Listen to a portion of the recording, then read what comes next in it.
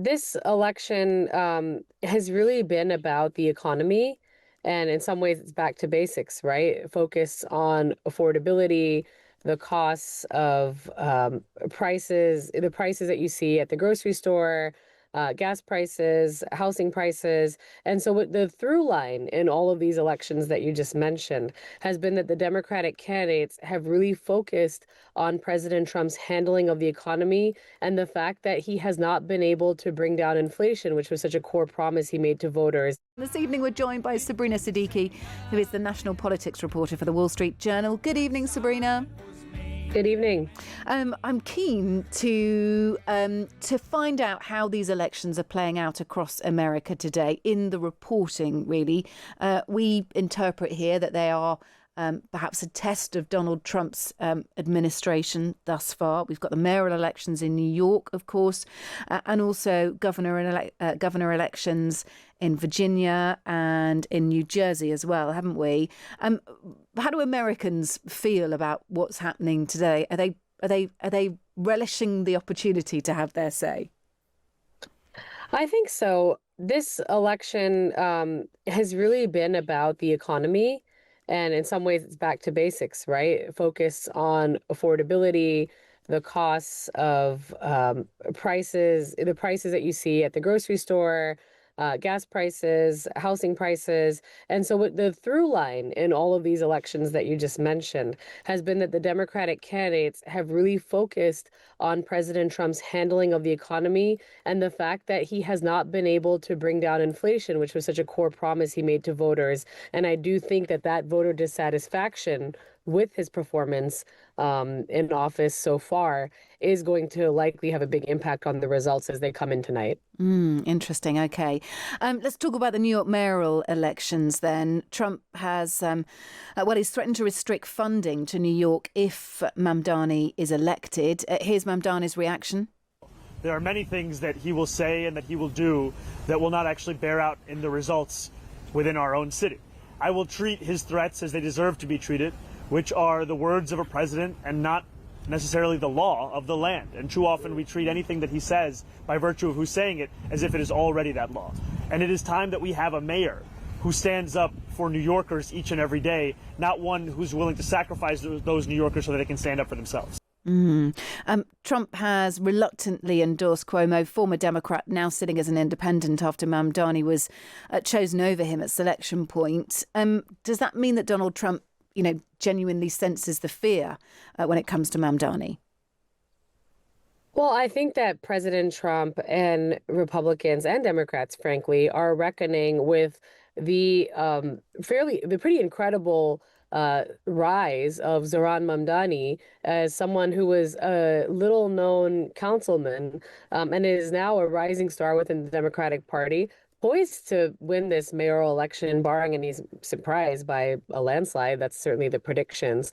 And I think that Mamdani will probably be a key foe of President Trump's if and when he has the platform of being the mayor of a city as important as New York.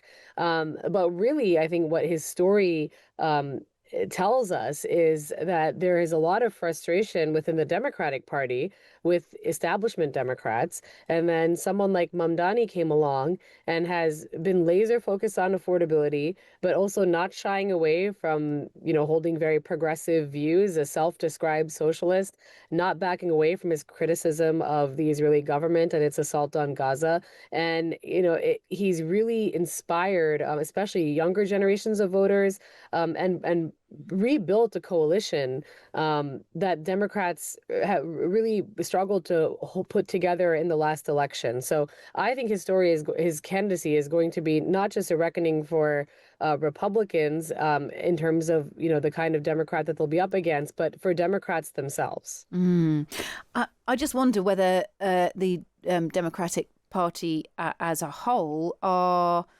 nervous at all of Mamdani and his success. I mean, he describes himself as a democratic socialist, which will make some people within the DNC squeamish, won't it? I mean, you've seen that bear out, right? There are some Democratic leaders who did not endorse Mamdani, and others did it fairly tepidly. But, I think Democrats are going to be fearful of, as you said, someone who describes himself as a socialist, who's extremely progressive. But the tension within the party and the lesson that the party took away from the last election, that they somehow weren't moderate enough or centrist enough, that does not bear out when you think about the fact that Joe Biden was president and his handpicked vice president Kamala Harris replaced him on the ticket, both of whom were centrist campaigns, and had a fairly, not a particularly progressive record in office.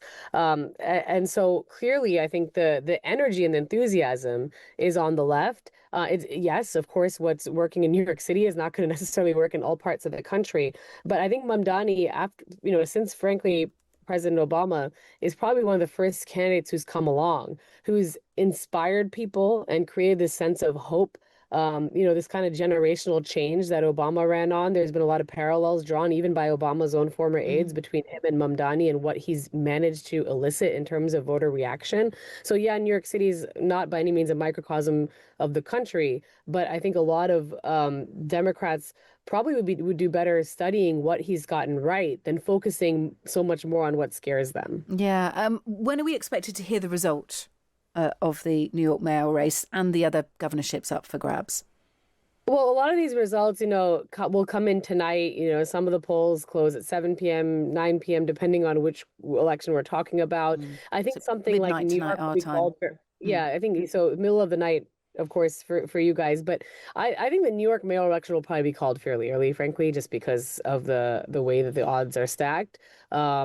And then we'll see about the others. But Democrats are feeling pretty good about their chances tonight. They do think it's going to be a strong night for them, in each one of these elections. Yeah. Okay. Well, look, when Eric Adams was made New York mayor, I think that result came in within 10 minutes of polls closing. So if it is as much of a done deal as we think it is in favour of Mamdani, that result should come through pretty quickly. Let's talk about the latest on SNAP payments, food stamps, effectively. Caroline Leavitt, the White House press secretary, said today that the administration will adhere to a court order by a federal judge to disperse partial SNAP payments. That's despite an earlier Truth Social post from the president in which he said SNAP payments will only be paid after the government shutdown ends. Did the administration distribute that money or defy that court order? No, the administration is fully complying with the court order. I just spoke to the president about it. The recipients of these SNAP benefits need to understand it's going to take some time to receive this money. There we go. What's sort of behind the mixed messaging on this one, Sabrina? Well, I think the president sparked a lot of confusion when he appeared to reverse course on the plan to fund the benefits. And he has defied the courts before, but it looks like they will comply. And I'm not surprised because there are quite a lot of Republicans in Congress who voiced concern about the lapse in SNAP benefits, which are essentially food assistance. Look, I've spoken to some of the beneficiaries of SNAP benefits who have said that they do not have money to put food on their table for their families. Some of them are disabled, some of them are working and have young children. I spoke to a mom who just gave birth less than 2 months ago. Her husband works. She's a stay-at-home mom at the moment, and they didn't get their monthly benefits as planned. And this is happening as Americans are getting ready to celebrate the Thanksgiving holiday. So the timing, a lot of these people say, couldn't be worse. I mean, there's millions of people who would not have this food assistance without this program. And it's already, even though the court has ordered the administration to make partial payments, it's quite clear that it's already been delayed. And so the impact on families is really profound. And, food pantries are, they're seeing a rise in demand, people showing up looking for a meal, and looking for food. So their impact is being felt very acutely. Yeah, it's huge. It's a huge story. That's why this ruling was really significant. Yeah, I was just reading earlier that the Transportation Secretary Sean Duffy has threatened to close off airspace if government shutdown continues. That is something of a bit of blackmail, isn't it, towards the Democrats? It is. I would think airline companies will have a word with the administration, and something tells me the CEOs would win. Yes, very, very true indeed. Very, very true. But still no closer to trying to find any kind of resolution to shut down, basically. Well, I would say that Republicans in the Senate have been saying that they're looking at a possible deal to end the shutdown tonight. It will break the record to be the longest shutdown in U.S. history. Currently, it's tied with the 35-day shutdown from President Trump's first term, and that went from late 2018 to early 2019. But again, President Trump is still not relenting. Democrats are still insisting that there has to be some kind of resolution over healthcare, which is what this whole shutdown has been about. So, we've seen this movie before. It will come to an end. It's just a question of who caves first. And the news that Dick Cheney who served as the American vice president under George W. Bush from 2001 to 2009, has died at the age of 84. His time as vice president is remembered particularly for the decision to invade Iraq, a decision as divisive today as it was in 2003. Here's Cheney appearing on CNN, reflecting on the legacy of his foreign policy. It's the Middle East. And stuff happens in the Middle East. You know it. You've covered it for years. But you cannot, I don't think you can make a case that the world would be better off today if Saddam Hussein were still in power. So no regrets about Iraq? I think we made exactly the right decisions. Yeah. Has America forgiven him for that? I think it's very mixed. It depends on who you ask, obviously, but he did defend the invasion of Iraq long after he left office. But the reality is that many Americans came to view the Iraq War as a strategic and humanitarian disaster. The consequences of the war, humanitarian and political, were far-reaching. Many believe that, this so-called war on terror did little other than contribute to radicalization, in the years to come. And what was interesting about it is it actually did, in many ways, turn a lot of the American public against military intervention overseas. I don't know that someone like Donald Trump would have been able to have this anti-intervention platform, whether or not, he actually practices it from the office, a separate story, but just rhetorically, he's been very against U.S. engagement overseas. Had it not been for how disastrous people perceive the Iraq War to be. And I think that's always going to be at the core of former Vice President Dick Cheney's legacy. Yeah, he became a fierce and outspoken critic of Trump and said he would support Kamala Harris. He's got a very well-known daughter, Liz Cheney, of course, as well. One curious story, and I'm sure you've probably covered this today, but it just caught my eye, Sabrina. He survived 5 heart attacks, which is remarkable. He had a pacemaker fitted, but I was reading today that in 2007 he had the device modified so that foreign agents could not hack into it. That's what his doctor told CNN.